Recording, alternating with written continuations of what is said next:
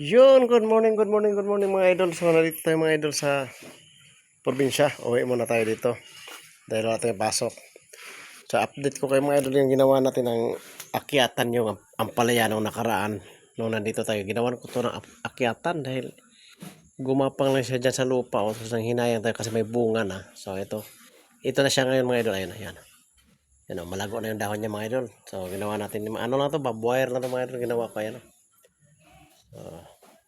Bali, ngayon, nakakuha na sila ng gulay dito yung anak ko nung nakaraan mga idol kasi may bunga na malaki, ginulay na nila. So, sabihin niya ng anak ko pa, mayroon na itong malaki na gulayan namin. Kasi gulayan nyo na kasi sayang, hindi pa naman ako makapunta dyan.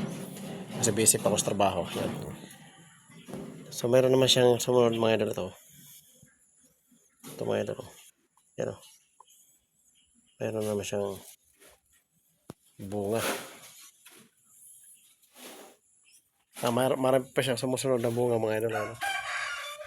Yan. Ito yung sili natin. Ito. Yung sili na to, akala ko dati hindi ito mabubuhay dahil malagi itong may tubig dito pagka tagulan. Pero nilagyan ko lang ng kanal doon sa may gilid para hindi na makadiretso yung tubig dito. Pinaiwas ko na yung tubig, pinadaan ko sa iba. Yun ang mga idol. May bunga na. You know? May bunga na naman mga idol. You know? Yan. Ito. Yan, may mga bunga na siya. Yan o, may mga bunga na siya malilito.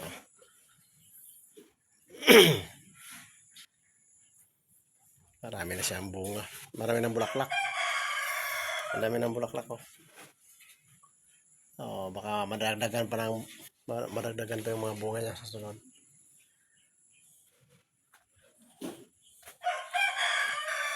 Ito mga idol, bali hindi talaga to siya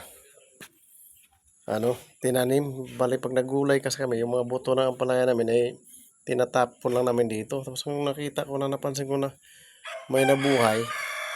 So sayang din naman kung hindi siya natin lagyan ng maayos na akyatan. Ayan, nilagyan ko ng akyatan yun.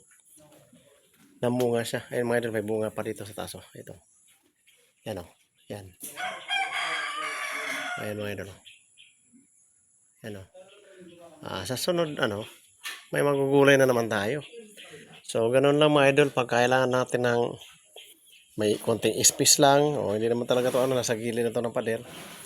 Hindi na kailangan malaking area kung mga ganito lang din naman itatanim natin.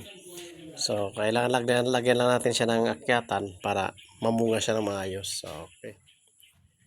So, ayan o. So, ayan na mga idol.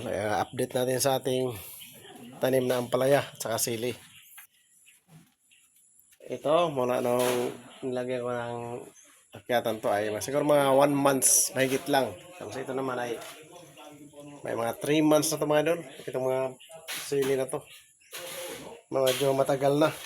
Akala ko hindi na mumunga. Kasi parang tinitingnan ko siya, tinitingnan. Parang wala namang bunga.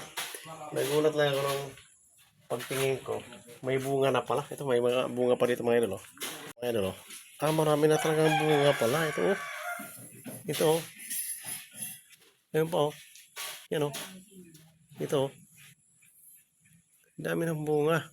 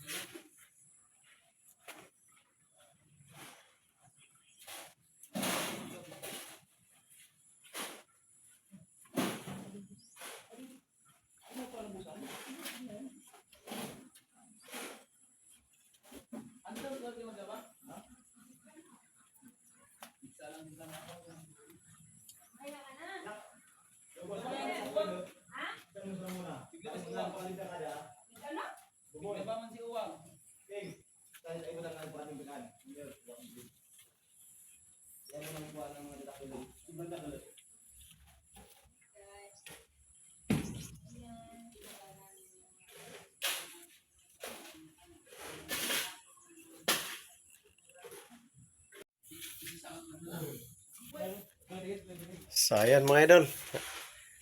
Dito na ang video natin mga idol.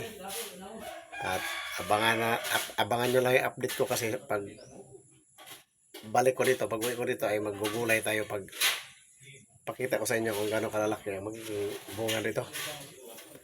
Okay, hanggang dito lang video natin mga idol. Maraming salamat sa panonood. See you next video mga idol. Bye-bye!